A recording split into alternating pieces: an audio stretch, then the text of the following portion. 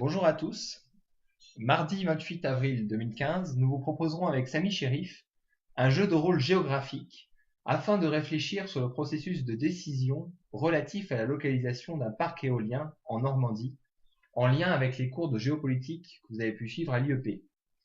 Vous devrez choisir les meilleurs sites afin d'implanter de nouvelles éoliennes terrestres à l'échelle du département du Calvados.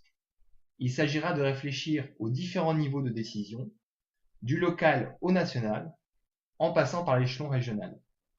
Vous serez amené à argumenter en prenant en compte vos stratégies, mais aussi les futurs conflits d'usage et un ensemble de paramètres physiques, économiques, politiques et historiques.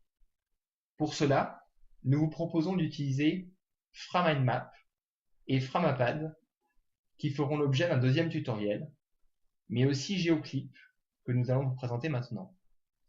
Donc, GeoClip a plusieurs applications. C'est un programme en ligne de cartographie interactive qui permet de produire des cartes à partir de fichiers Excel en format XLS. Et toutes ces données, souvent issues pour la plupart du temps de l'INSEE, peuvent être systématiquement cartographiées.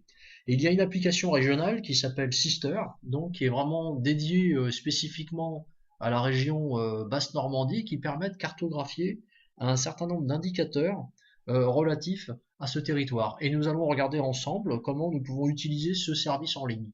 Dans un premier temps, j'appuie sur afficher les données de la carte et on me propose à ce moment-là toute une série d'indicateurs que je vais pouvoir cartographier.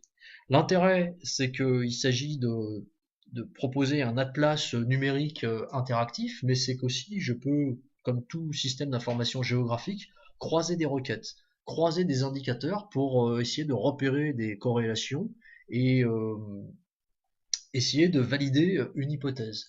Par exemple, les éléments qui pourraient nous intéresser sont relatifs à la population pour voir comment le peuplement a évolué dans la région Basse-Normandie au cours de ces différentes années. Nous avons des données relatives à l'aménagement du territoire. Si par exemple je clique sur l'onglet typologie rural-urbain, j'ai une carte qui apparaît et j'ai la typologie donc rural-urbain et son historique.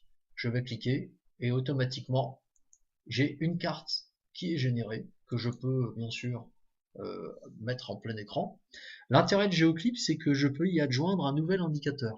Je peux croiser cette donnée avec des données relatives, par exemple, pour faire très simple, à la population.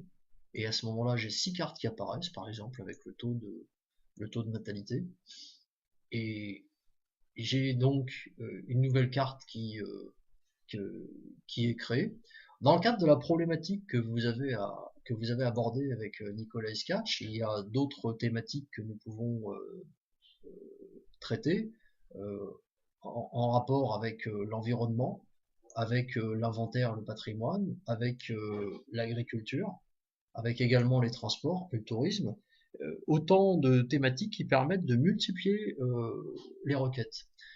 Avec GeoClip et son application Sister, je peux même introduire des couches externes, ce qu'on appelle les serveurs WMS. En cliquant sur WMS et en me loguant sur le serveur de GeoNormandie, je peux ensuite effectuer d'autres recherches par rapport au zonage, par rapport à l'aménagement. Et ces requêtes me permettront d'introduire sur mon serveur GeoClip d'autres couches cartographiques qui ne sont pas forcément présentes sur ce site.